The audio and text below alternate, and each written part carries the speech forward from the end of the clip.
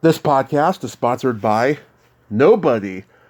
Hey dudes, welcome to Splat from the Past, the only 80s themed horror sci-fi show where things can get totally radical. Now today I will be welcoming the gorgeous, the talented Debra Sullivan. Debra is the wife of Adam Marcus, who I had on the show back in 2019. He directed Jason Goes to Hell, The Final Friday. He also co-wrote and he directed movies with her in the last couple of years. Conspiracy, Texas Chainsaw, Momentum, a short called Nerd Girls, Secret Santa.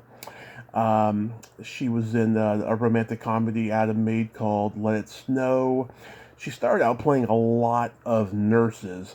I noticed in episodic television, Life Goes On, Beverly Hills 90210, The Secrets of Lake Success. Not too familiar with that one. She was a checker on Melrose Place, and I'm going to ask her about all of that stuff today. I had been wanting to talk to her for a while and stuff, but she started following me on Instagram, and I was like, okay, I guess now is the time. So I reached out to Debra. She seems really cool. This is going to be a fun conversation today. Also, I need to address this. It's been a long time coming. If you've been a guest on Splat from the Past, please share the interview we do on social media. There's one thing that doesn't piss me off more than people who do the interview and then doesn't acknowledge it in any way. But yet they acknowledge all the other fucking interviews they do. It's like, if I came on your show, how would you like it if I didn't, if I didn't fucking, share the interview or acknowledge it? It's called professional courtesy, common courtesy. Share the fucking interview. I just don't understand people that don't do that. Maybe, it's a hierarchical thing. Maybe, they don't want management to see it. Maybe it's a million other things. I don't know what it is, but please share the episode. So yeah, here is my interview with Debra Sullivan. Hello? Hey, Debra, welcome to the show. How are you today? I'm great. How are you? I am just fantastic. This is a great honor. Thank you for taking the time today. Oh, you are more than welcome. More than welcome. Awesome. So, going back in time, did you gravitate toward acting early on in your childhood? Absolutely. From the time I can remember, I wanted to sing and dance and act. My mother was a single mom and she had a lot going on. Mm-hmm. So she would drop me off as a young kid at the movie theater. Mm-hmm. And I would sit there all day and watch movies. And I saw a movie musical and I was like, that's what I want to do. And so from that day forward, I've been pursuing it. Do you remember what the musical was? The Unsinkable Molly Brown. Oh, nice. Nice. And it was really cool because she had the same name as me. Yeah. Did you start doing school plays and community theater? Well, I didn't have any opportunity in grammar school to do any kind of theater, but I did sing in the choir, Mm-hmm. or the chorus, as it was called, and I did that through junior high. And then when I got into high school, my high school, you could pick your major. Right. And so I picked English because that included acting and writing, creative writing, and public speaking, and all these things that I was really interested in. And I brought my class schedule home, and my stepfather had a fit and said, absolutely not, you will not do that. You can't take any of these classes. And so all through high school, I had to kind of work around trying to do stuff, like I was almost a cheerleader, and I modeled clothes in the fashion show, and I took modern dance as my PE class and stuff like that. Mm-hmm. And then I got out of school and started living my life and got married and had a kid and got divorced. And I was in my early to mid-20s, and I suddenly realized, oh, I I don't have anyone who can tell me what I can do or not do with my life. Yeah. So I found a class at the local adult school, and then the local junior college had a program, a drama program, and it was registered as a class on their, the list of classes available. Mm-hmm. So I went in to register, and nobody could figure out how to register me for this class. They were just completely dumbfounded. So they said, well, just show up the first day and, tell the professor you want to add in. And I'm like, okay. So I show up the first day, and I sit through a rehearsal of The King and I. Uh-huh. And I wait until it's over with, and I go up to the professor, and I'm like, okay, I want to join this class. And he goes, well, this isn't really a class. I mean, we're doing theater. And I said, no, it says right here, this is a class. So I want to be in it. Yeah. Okay, can you sing? And I'm like, yes, I can. And he's like, fine, go over to the choral director, and if you can sing, we'll put you in as one of the wives. And I was like, great. So I went over, sang, got cast as one of the wives, actually got a few lines. And that started me doing a lot of community theater, musicals and dramas. And then I did a play called Picnic. Mm-hmm. And one of my castmates was had an agent. Mm-hmm. That's what I wanted. I wanted an agent. And so I just bugged him until he finally said, fine, I'll introduce you to my agent. And it was a commercial agent, and they took me on, and I started out doing commercials and eventually started booking television shows. And I have been working in the business ever since. And also during that time, I started writing theater. When I was one of the acting classes that I was in, they encouraged us to write pieces for ourselves. And I was like, hell yeah, I'm going to do that. So I wrote a couple plays. They were well received. I won an award for one. Mm-hmm. And then I met my husband. Wow. And we started writing together. And I guess the rest is history, as they say. Yeah. Wow. Where are you from originally? LA. LA. Did you grow up with the Irish sense of humor? Oh yeah. Yeah. Yeah. I got all kinds of stuff there. My mom's side is actually Belgian, Mm-hmm. and on my dad's side it's English, Irish, and French Canadian. Mm-hmm. So I got all kinds of stuff in there. Wow. Oh, and apparently I'm 1/16 Native American. Yeah. Yeah, we have a little bit of Cherokee Indian on my dad's side of the family. He's Irish, Croatian, a little bit of Cherokee Indian, and we think there may be some German in there. We're not sure. Yeah. One of these days I'll do one of those. Genealogy? Me. Yeah. No. One of those tests where they tell you what you actually are. Oh, yeah. Because, when your family passes down stories, Lord only knows how much of it is true. Exactly, yeah. And who knows even if those tests are accurate, Right. Yeah. Right.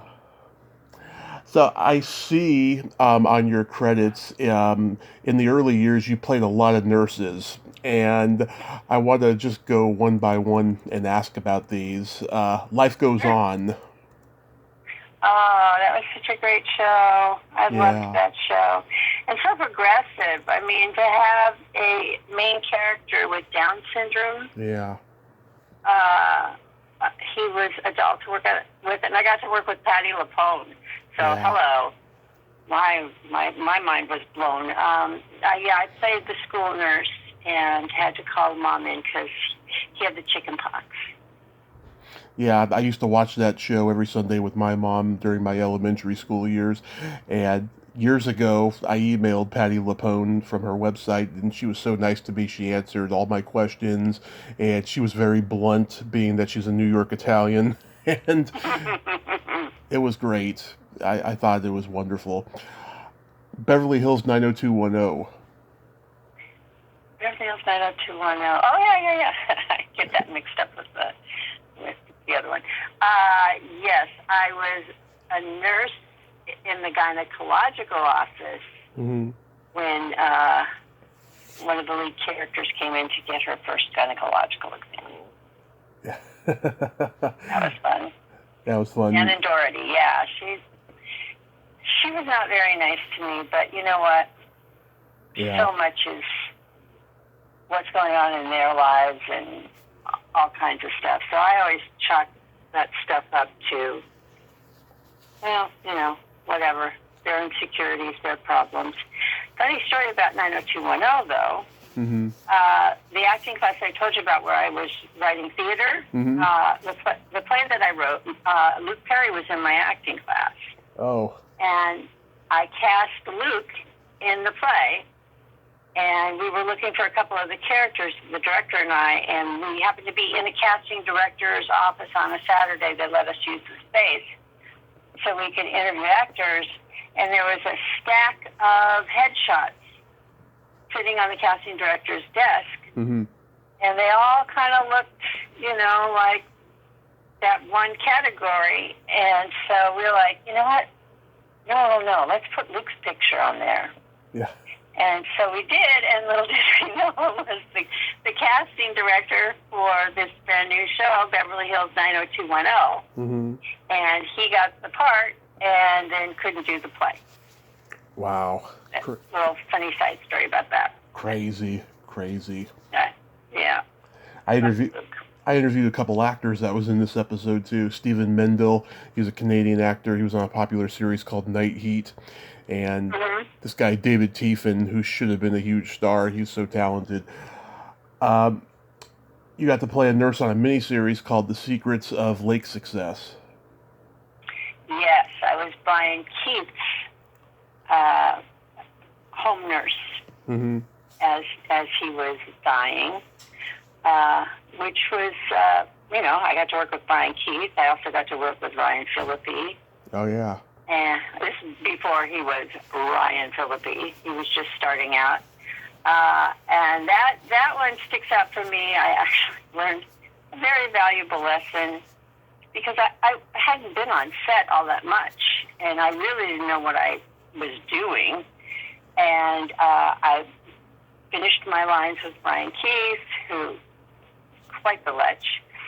And as I was walking out, apparently I crossed in front of the light, and the director went nuts.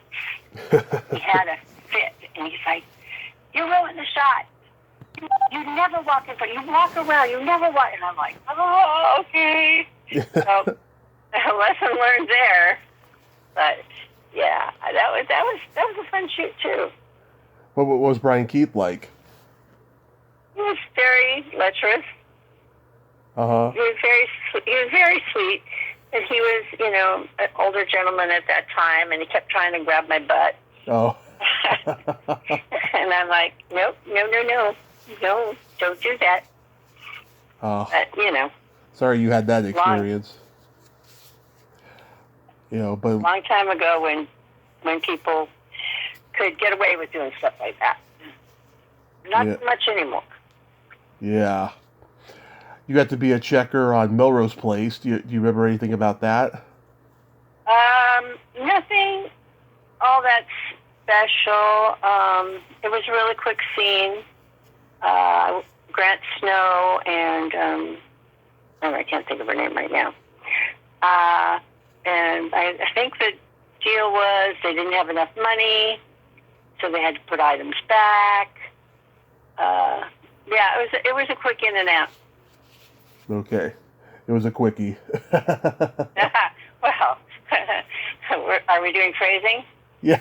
You know if we're doing phrasing. You did a TV movie of the week called Once in a Lifetime. Yes, I did. That's a very bittersweet movie for me. I auditioned and got the part of a teacher of deaf children. Mm-hmm. And I was going to be the rival to the lead for the love of the guy. And we had, I'd gotten the part, I got my script, I had all these scenes, and then we did our first read-through, and the lead actress called all the producers together after the rehearsal was over and tried to cut my entire part out of the film. Oh. And so they couldn't cut me out completely, but what could have been a really big break ended up being a nice job. I worked for like 3 or 4 days, and I got to work with Barry Bostwick. Oh. I got to work with deaf kids and learn little ASL, which was really great. But that was another lesson learned, that sometimes people are so insecure. I was younger than her, I wouldn't say I was better looking than her, but I was younger than her, and I think she felt threatened. And she actually wouldn't even speak to me on when you go to set, you're almost never, unless you're at a studio, you're almost never at the location. Mm-hmm. You park somewhere else, and then they bus you in to the location. Mm-hmm. And or drive you in. And so we rode in together. She would not look at me. She would not speak to me. Yeah. Oh, that's awful. That was something else. That is awful. My friend Dawn Jeffrey played the counselor for the deaf in the movie, and she does that in real life. She works with deaf kids. Oh, I probably worked with her then. Yeah, she's an amazing, amazing lady. Very supportive of me. She's connected me with some amazing people. Yeah, Barry Bostwick. He went to the same high school I did, and I met him at a convention, and I told him I never got to beat the rival football team, and he said, "Oh, Tommy, you are disappointing." That's funny. Barry was a doll. Yeah. A doll. I have nothing but wonderful things to say about him. Very nice man. And also, too, Duncan Rigger, who played Dracula in the Monster Squad. I just interviewed him around Halloween time. Greg Gilbert connected me with him. Mm-hmm. Great guy. Great guy. I love the documentary they made. Mm-hmm. Wolfman's Got Nards. I haven't seen it yet, but I heard it's really good. It's really good. It is really good. And I never really grew up with the Monster Squad. Yeah. So it was really fun for me to discover it and to see what a kind of groundbreaking movie it was. I mean, it pushed a lot of boundaries at that time. But yeah, if you get a chance to see Wolfman's Got Nards, you definitely need to see it. Yeah, I do need to see it. I mean, I did grow up with it. I was 4 when that movie came out, and it hit HBO like the following year, and I was watching it every time it was on. So you're doing all these TV episodics. At what point do you meet Adam? I met Adam as he was doing post on Jason Goes to Hell. So I met him in '93. And it was it was love at first sight? Kind of. We belonged to this networking group called the Fifth Network that was started by my agent at the time and her husband. And it was just a dinner once a month at a different restaurant, and it was all industry people in about the same age range, 30s and 40s. And you wore a name tag with your name on it and what you were, so that you didn't have to play any games. Like if I went up to talk to you and it said that you were a writer on your thing, then I knew you were a writer, and I would ask you, oh, what do you write for? So, or if you're an actor, oh, okay. So we were in the same room, in the same area, and we kind of saw each other across the room, but we were sort of in two different talking groups, how you to a group and you're talking. And as the night dissipated, our two groups kind of joined together, and that was it. That was it. We started dating.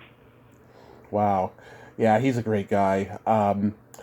I was curious. He and I think we talked about this a little bit, but like when Jason Goes to Hell came out, I mean, was he stressing out over the backlash of whatever he got from those Jason purists out there? No, I don't think so.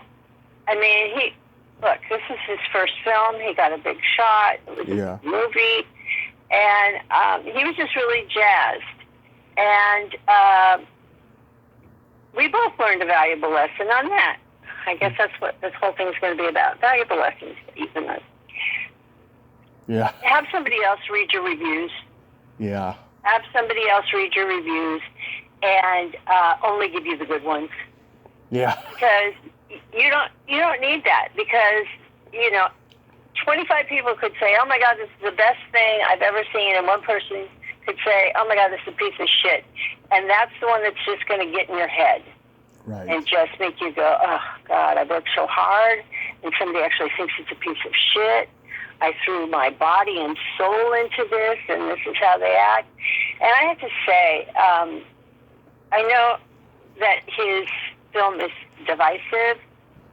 I personally, and not because he's my husband and I love him dearly, but I think Jason Goes to Hell is the best one in the franchise. Mm-hmm. Because it's got a lot on its mind, it's got a lot to say, it's got a sense of humor, it's got characters you care about, mm-hmm. It's got a story that you care about. It's not, just stand them up and knock them down, which happens with a lot of these kinds of movies, especially after the first ones. People are just like, "Oh, how are they going to kill him this time? Ooh, that was a cool kill. What are they going to do?" And he wanted to do something else. Plus, Sean told him he had to get the fucking hockey mask out of the movie. Yeah. And so he came up with an original story. And he and Dean wrote something really good that still holds up to this day. This is the 30th anniversary. This year is the 30th anniversary of the opening of the movie. Yep. And he has so many great fans and so many people who love him. And then every once in a while, somebody will go on a thread and go, "I fucking hate your movie. You ruined my childhood. I hope you get ass cancer." And I'm just like, ass cancer? What the fuck? Shit. No, seriously, I don't understand anybody that would be that vitriolic about something to begin with. A movie, it's a piece of fiction or a piece of art, that it makes you so angry you hope somebody gets cancer. Yeah. I don't understand that type of mentality. It just doesn't compute in my brain. And, he just lets it slide off his back and, just goes on. Because he's learned over the years, for whatever reason, Jason Goes to Hell kind of brings out the nasty people. Yeah, full disclosure, Deborah, I cannot stand the toxic tribalism of the horror community, and I've distanced myself from them the last few years. I just could not take, how they can't agree to disagree, and they just say horrible things online, and, nobody's on the same page, and just a million different reasons, and it just disgusts me. Quite frankly, I'm embarrassed by the horror fandom, especially for like Jason and Freddy and all of that. I've had a lot of fights with people online over stuff, and it's just stupid, It is. It really is. And as I said before, he has some wonderful fans. I mean, mm-hmm. He has... The whole reason the documentary got started was because two of his fans were like, "We want to make a documentary of the making of this movie because a whole bunch of shit went down when you were making this movie, and people need to know about it." And we're almost done with it, thank God. Well, I just say we're almost done putting it together. We're in editing now, and we still have a few more things that we have to pop in, but we are on the back side of that. So that is wonderful because we want to get it out to the fans. And like I said, 99% of the fans are beautiful, loving, caring people. Oh, thank you, And, Deborah. and Yeah. then the 1%, you're just like, I am sorry your life is so miserable that this is how you have to behave. Yeah, I saw Jason Goes to Hell a few years after it came out. I liked it. I always thought though that the biggest problem with it was that Paramount wasn't backing it up. It was New Line. I always thought that the change of the studios is one of the big blames of the franchise in general. But it is what it is. And of course there's that whole dispute between Sean and Victor Miller going on. But Mm-hmm. yeah, it's Yeah. crazy. It is. It's crazy. So we choose to just move forward, look forward. We've got lots of stuff going on, Mm-hmm. crazy busy, not getting any sleep, but certainly loving life.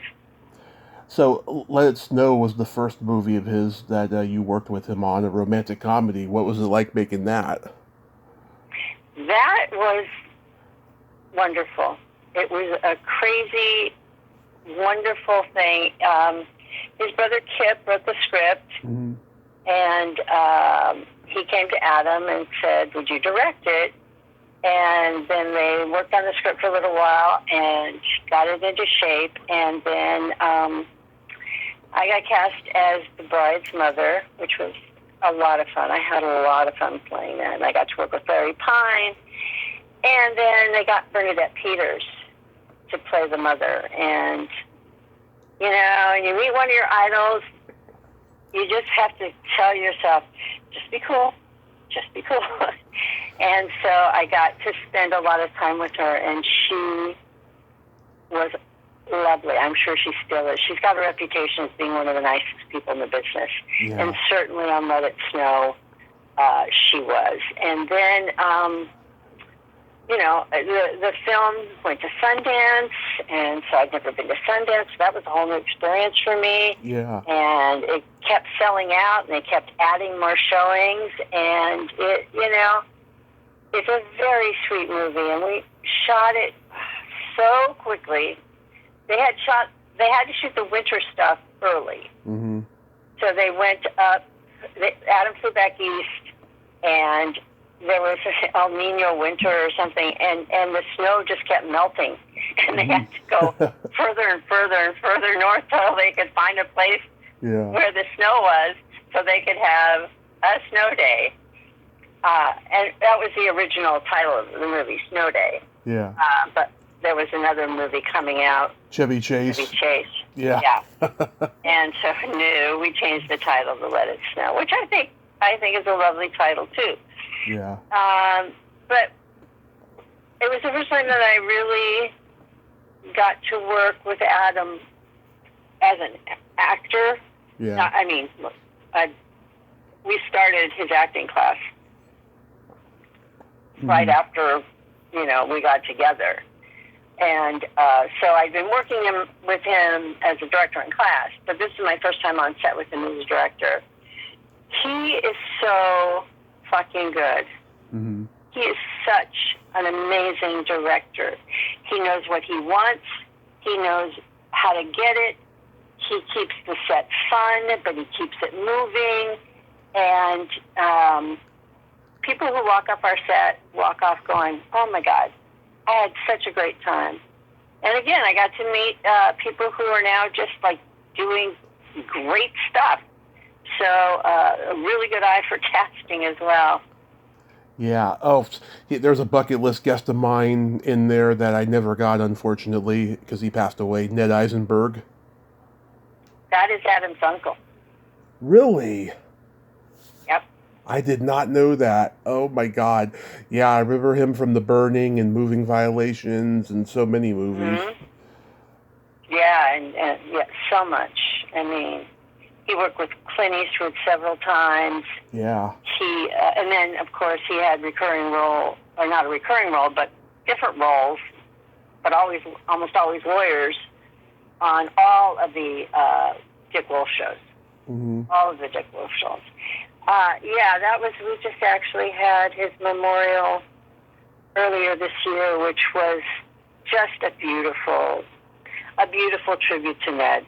Yeah. He went way too early, way too early. Yeah. I'm sorry. I didn't know that I didn't know he was family. I'm so sorry that that happened. Yeah. God. Yeah. Yeah. Let It Snow came out the same year as another indie romantic comedy I love called Nice Guys Sleep Alone with this really talented actor Sean O'Brien. I haven't seen that, but sounds like fun. Oh, it got me through a difficult time in my life, I'll tell you. It's a very, very funny movie. And I interviewed the director of it when I first started, a guy named Stu Pollard, who's from Kentucky, which is where the movie was shot. Mm-hmm. So the first movie you write with Adam was Conspiracy, right? Oh, no, no, no. No, no, no. We'd already written movies and sold to almost all the studios by that time.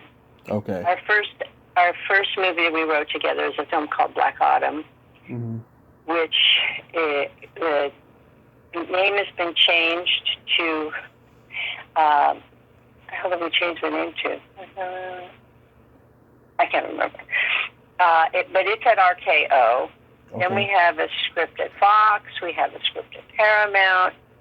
And yeah, we've been writing, and Conspiracy just kind of came out of nowhere. We were approached by our agent and said, we have Val Kilmer. Somebody wants to make a movie with him, and why don't you guys write something? And we're like, oh, okay. Yeah.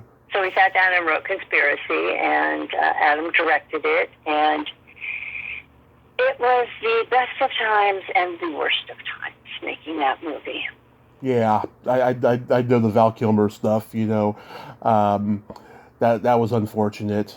Did you see the Val Kilmer documentary? I haven't seen the documentary, no. I understand that he kind of owns up to his behavior. Yeah. And apologizes, but that movie could have been so much more. Yeah. And there were other things going on behind the scenes. The good part of it is we shot in New Mexico, outside of Santa Fe, and I've always wanted to go to Santa Fe, so there you go, cross that off my bucket list. And we had, I think, 27 of our actors from Adam's acting class. We got them parts in it. And so that part of it was so great because we just all kind of hung out together. We rented a house, and people would come and people would go, and it really was just a wonderful, wonderful experience for that. Mm-hmm. And showed us and showed Adam that working with people that he knows and working with his actors is easy because they've worked with him. They know how he works. He rehearses like crazy, which a lot of directors don't. Mm-hmm. And it's up to the actor to put it all together. But he has them rehearsed, and they just go for it. This one actor, Tim Harris, he was playing the medic. I don't know if you've seen Conspiracy, but he was playing a medic who was attending to Val. Mm-hmm. And the night had gone longer than we had anticipated, and the producer was like, "You have a hard out at midnight. You cannot go over midnight." And Tim hadn't shot a scene yet, and Adam wasn't about to have him come all the way to New Mexico and then not be in the movie. So he went over to Tim, and he's like, "Tim, we got 5 minutes to get this shot. I need you to get in one. Can you do it?" And Tim's like, "Oh, okay." And he did it, and it's great. And that is the very, very upside of working with people that you know and that you've worked with before. So, yeah. Wow. I turned the documentary off after 20 minutes because I just couldn't bear to see him not be able to talk. It was really depressing. I know a lot of people who got through the movie. I don't know how they did it, but I was depressed, so I couldn't watch the whole movie. It's really sad. Yeah, it is. And I guess as I said, I haven't seen it, but I don't want to get to that point in my life where I have to look back and make huge apologies to people who I have just been an asshole to. That is not my MO, and I will never be like that. I did that after my car crash. Most people, often than not, didn't accept it, unfortunately. But I've moved on from it, unfortunately. Well, if you're the one making the amends, Mm-hmm. and they don't want to accept it, Mm-hmm. that's that's them. Yeah. And that's fine. And absolutely, if they don't want to accept it. But you, as a personal growth thing, decided, I have to apologize for this. I was wrong about this. And, I mean, that's just good for your soul. Yes, I agree. It releases things, is what it does. How did you come to write Texas Chainsaw? We were put up for the job along with 17 other writers, and we've heard a really good treatment, and we knew that they wanted it really fast. Mm-hmm. And so when we brought in our treatment, we said, and I know you guys want this fast, so we just went ahead and wrote the first 10 pages. If you don't like them, throw them away. And Lionsgate was very impressed, and we got the job. And then, again, things happened. We were told that the budget was $20 million, and so we wrote to that budget. And then Lionsgate and the producer had a falling out, and Lionsgate said, we'll distribute it, but we're not making it. You go raise the money and you make it. So he went out, and I think they raised like $8 million, which there's a big difference between a $20 million film and an $8 million film. So a lot of the really cool stuff that we wrote didn't make it into the movie, or got pared down, and then it got rewritten. And it's actually, see, when you got to look at the bright side of things. It was actually such a disappointing experience when we saw the final film that we were like, we just need to form our own company. We just need to form our own company and make our own movies, and that way they sink or swim on us. We don't have anybody telling us what we can write, what we can't write. Yeah. And it's very freeing. And we actually partnered with one of the assistant producers who was also put through hell on Conspiracy, and Brian Sexton. And so that's when the three of us formed Skeleton Crew, and our first movie was Secret Santa. You named it after the Stephen King book? No. We named it after the game that people play sometimes at Christmas called Secret Santa. No. Are you talking about Skeleton Crew? Skeleton Crew, yeah. Oh, okay. I don't remember a Stephen King book called Secret Santa, but I thought I knew most of his stuff. Adam, when he was in high school, had a group of friends that all went to college, and they were going to make movies, and they called themselves the Skeleton Crew. And, of course, that never panned out completely.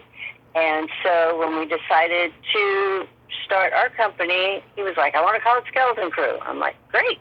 I like it. We're kind of known for horror, so that fits in there. Interesting story, however, one of the gentlemen who was in that young group, high school, and, that Adam grew up with, now lives about a mile from us. Huh. They grew up in Connecticut. Yeah. Eric Beatner, he lives a mile from us, and Adam has reconnected with him, and he is now cutting the documentary, Hearts of Darkness. Nice. Yeah.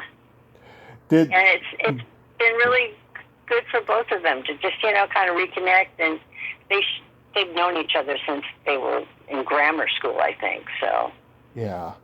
When you guys wrote Texas Chainsaw, though, did the cult success of Jason Goes to Hell give Adam closure and an open mind to go back to horror? no, I don't think so. It it was just. I mean, I think Jason Goes to Hell certainly opened the door for the thought that we're horror writers. Mm-hmm. But the scripts that we had sold that haven't been made yet were all horror as well. And two of those scripts were on the blacklist. One was horror and one was thriller.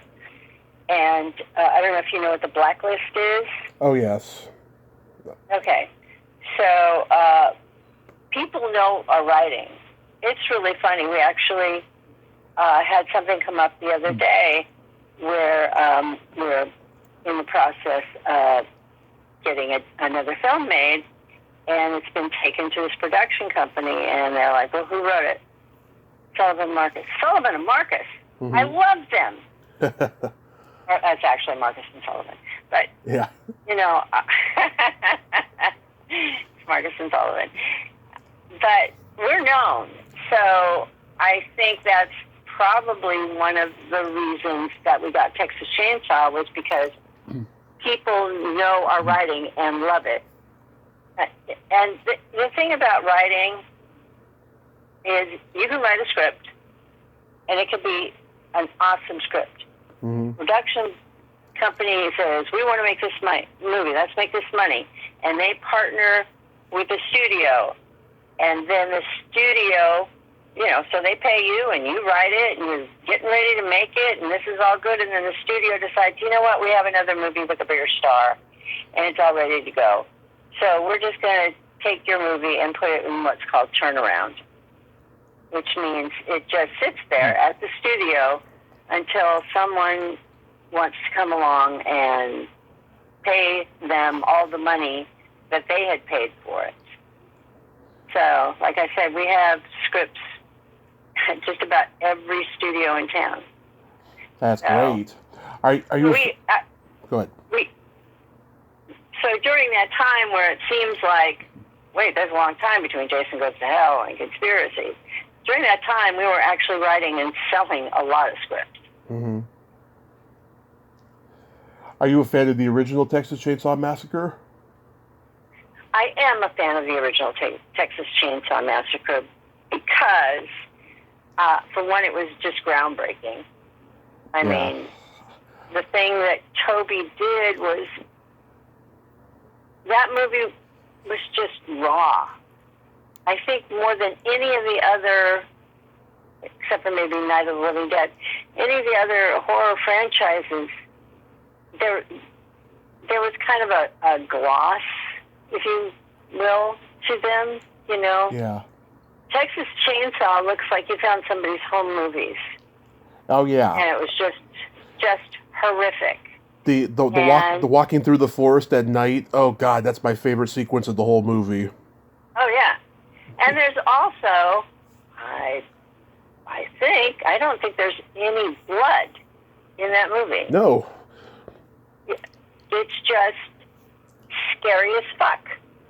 And that's why when we wrote Texas Chainsaw 3D, Adam was like, I want to tie this, the beginning of our movie, I want it to start with what's happening after she gets away. Mm-hmm. So Sally gets away at the end of the original.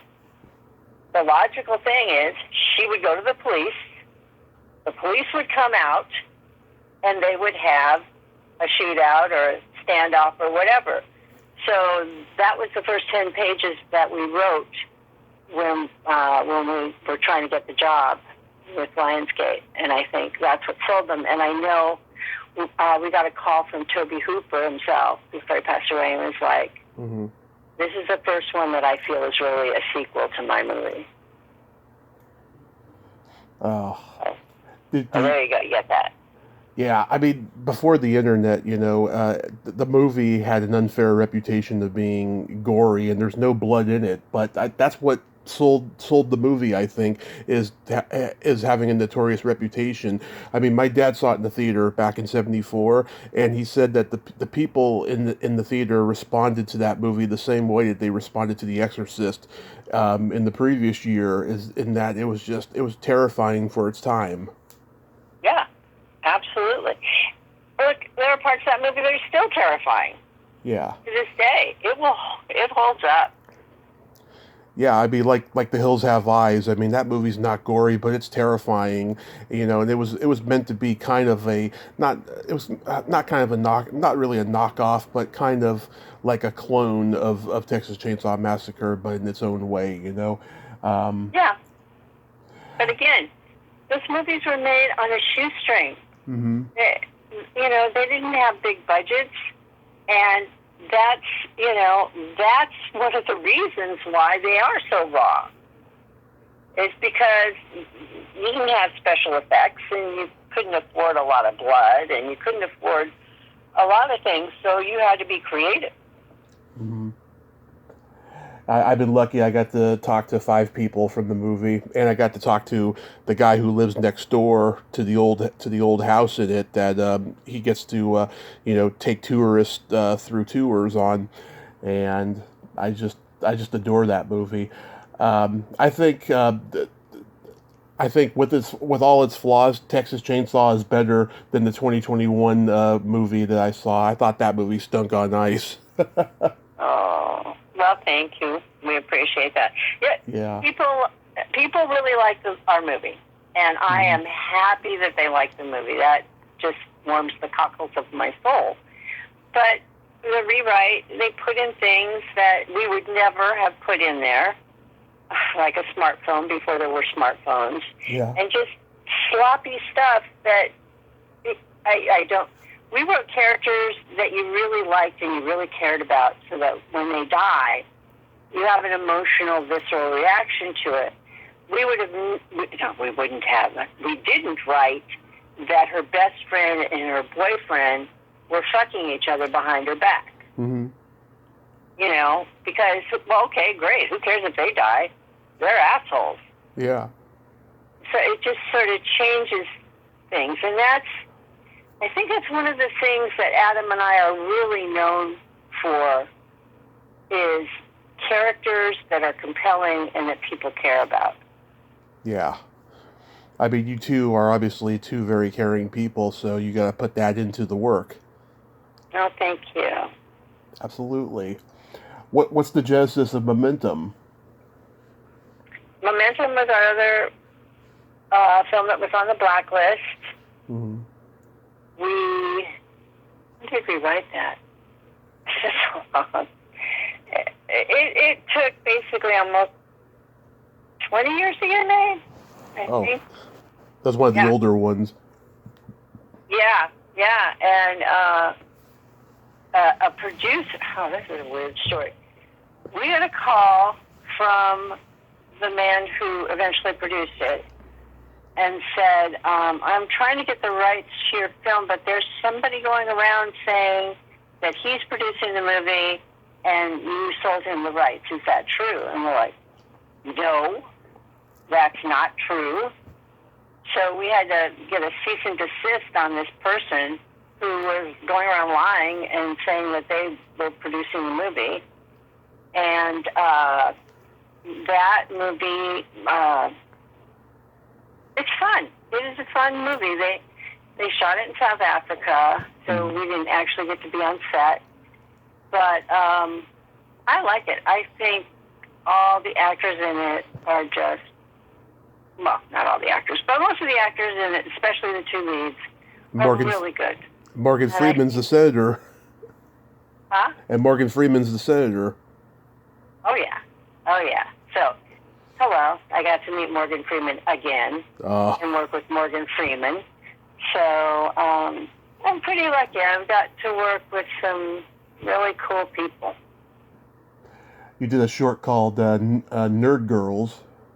Yes, we did. Yeah. That was for the blood drive. Huh. The Saska sisters were doing a thing for a blood drive. Mm-hmm.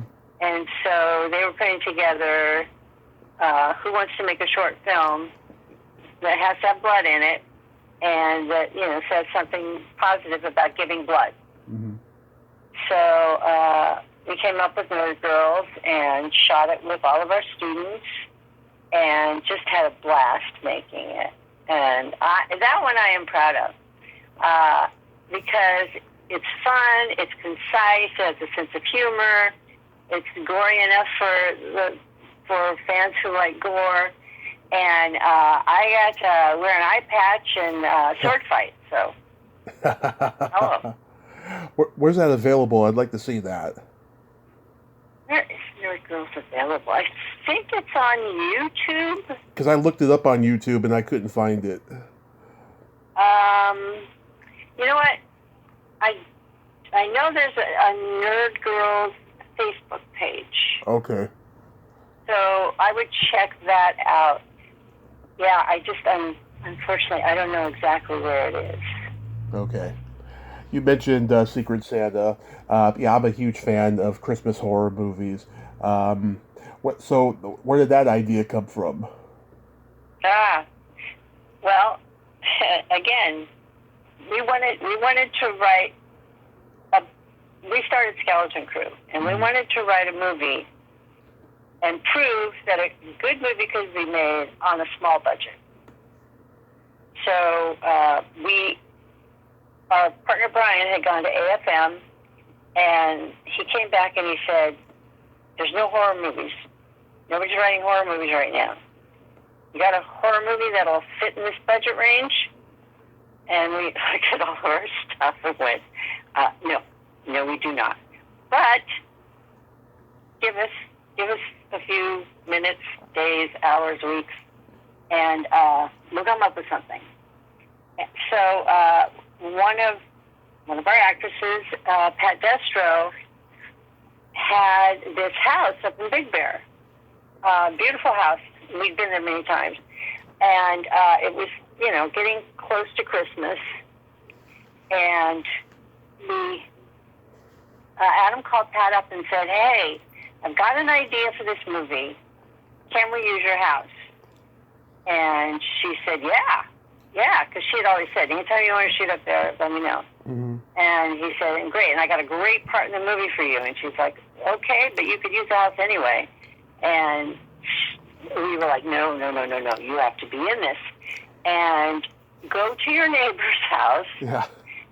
And ask them if, one, they'll keep their Christmas decorations up until the middle of January, and two, can we rent out the houses on either side for cast and crew?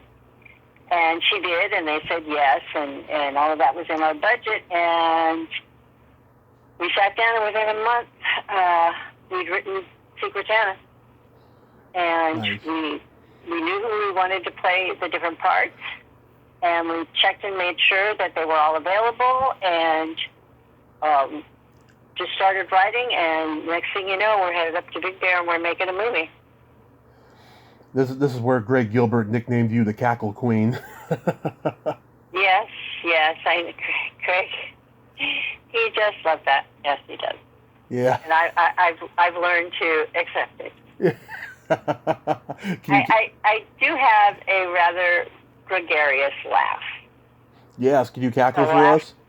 I cackle, so I gotta own it, I guess. Yeah, can you cackle for us? Oh my God. I don't know. Hold on a second. I gotta find something. I think it's something funny.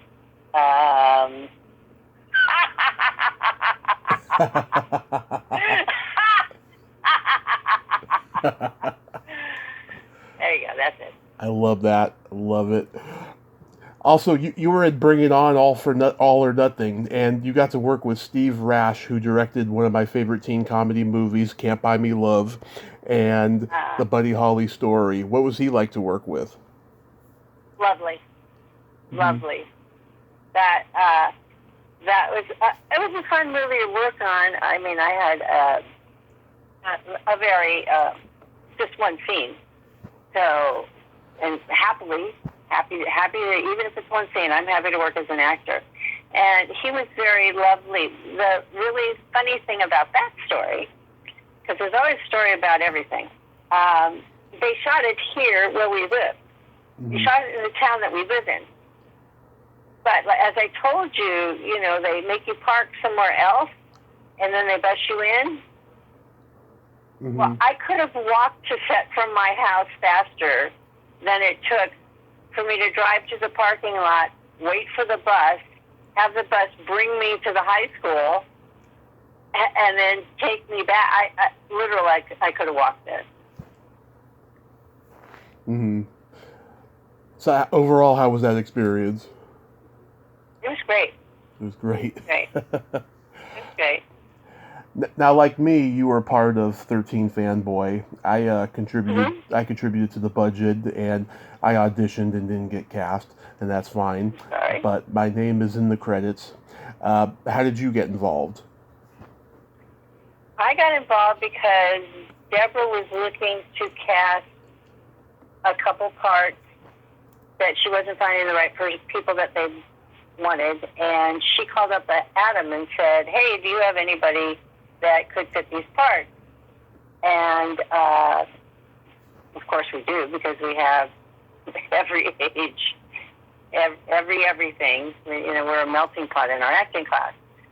And so I auditioned and got the part. Yeah. As did two of our other actors. Yeah, I saw the movie. You know, it wasn't what I pictured it would be. You know, and I'm sure, and I know that the script, you know, evolved as time went on and what have you. But there's stuff about it I like. You know, Lar Park Lincoln is a good friend of mine, and I thought she was magnificent in it. I thought Dee and Ron were hilarious together. I heard they had a sex scene that was cut, but I think Ron was just kidding when he said that. But I don't remember. But actually, the funny story. uh-huh. Will Dixon, who plays one of the cops, Mm-hmm. he and Nigel Laws. Will used to study acting with Dee and hadn't seen her in years. Mm-hmm. So they had this great reunion. And then when I came on the set, Ron came up to me and it's like, "Debra, hi." And I'm like, "Oh my God, I don't know this. How do I know this person?" And he goes, "Do you remember when you used to come in and audition at the studio?" I'm like, "Oh my God, Ron," because he used to work with casting directors. Yeah. Besides being an actor. And so, yeah, it was kind of like old home week. It was really nice. And Debra was very lovely to work with and very sweet. And I had a very good time on the movie. I've talked to people who took Dee's acting classes back in the day, including this one when I think Dee had been in the Stepford Wives. That was like her only credit, and she was like back home in Kansas teaching acting for a little bit before New York and then L.A. And she's like 9 or 10 years younger than her, and like she told me that she studied under her, and I told her, "Oh, she's been on the podcast, 4 times," and she's like, "Oh, please tell her I said hi." And so then the next time Dee came on, she was so happy to hear that. She remembered her. Oh, yeah, Dee is a doll. Yeah. Dee is a doll. An absolute sweetheart, yeah. So do you have any upcoming projects you'd like to mention? Yeah, we've got all kinds of stuff going on.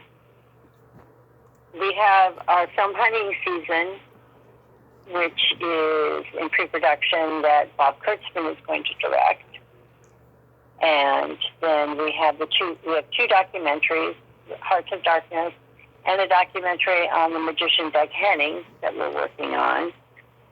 We have 2 different scripts that we're writing at the moment. I'm writing a sci-fi script called Stonebreaker, and Adam is working on a psychological thriller into horror thing called Wickedness of the Butterfly.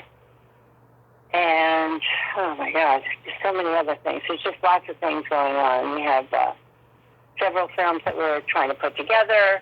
Mm-hmm. Fat Camp Massacre being one of them. Mm-hmm. And, and Adam's teaching 3 days a week, and I'm in class 3 days a week. Yeah. I'm taking care of the business for that. Yeah, it's a lot, but we're very blessed. We're very blessed. We've my friend been around for a while, and it's coming to fruition. It's just very exciting. My friend Lisa Perez said that you have a sidewalk art show or something. Oh, is she talking about my sidewalk art? Yeah. Oh, yeah, that's just something I started, I don't know, maybe like two months ago. Uh-huh. What happened was they repaved in our complex where we live, and I was walking and I looked down, and there was a crack in the pavement, and it looked exactly like a woman whose arms were up and over her head, and her head was back, and her leg was out, like she was just having the best time of her life. Mm-hmm. And I was like, that is so cool. So I took a picture of it, and I was like, I'm just going to draw on top of it, on top of it, and put it online, because I just think it's so cool that you can look at something on the ground and it'll say something to you. And so I put it up, and I got a really good reaction, and I have been doing it ever since. As a matter of fact, I'm going to post something today on Facebook. And it's just, I think people really enjoy it. I always write something, about whatever the subject is. Like, Mm-hmm. the last one I did was it the shark? I don't know. And fun fact about the shark, they can be wild and wacky. So you can still be a shark and be wild and wacky. Go out there and do something wacky. Stuff like that. So, yeah, I like it. I really like it. And I keep thinking, oh, what if I don't find any? And then, of course, every day I find another piece. And I just say, oh, my gosh, that looks like a gopher. Oh, my gosh, this looks like this. Yeah. So I'm having fun with that. And I am sure you have seen Adam's artwork. I actually haven't. I need to go check it out. Oh, you need to check this out. I mean, my husband is a true Renaissance man. I have not found anything that this man can't do. Mm-hmm. And he's an incredible artist and a sculptor. And what he's been doing is looking back on the films that influenced him and writing an essay about what was going on in his life and how it affected him and how it influenced him. And then he will take and draw a picture from the film. Mm-hmm. And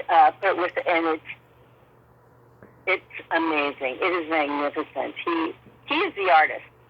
I doodle. if you look at my sidewalk art, you're like, would a 3-year-old draw this? But Adam is just an amazing artist. So yes, do yourself a favor, because I think you will be not only just impressed, but completely entertained with the essays that go with each picture. I will definitely check them out. And I have a joke for you, because I want to hear you cackle one more time. Oh, my God. Okay. Go ahead.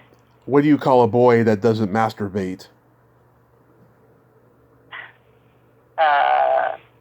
Eunuch? A liar. See? There you go. I am not good at guessing the jokes. Everyone guesses the punchline to that joke, and there only a couple have ever been right. That's a good joke, though. I remember it. Thank you. Yeah, I will cackle you out if you would like that. Okay. Okay. You can tell that one to girlfriends.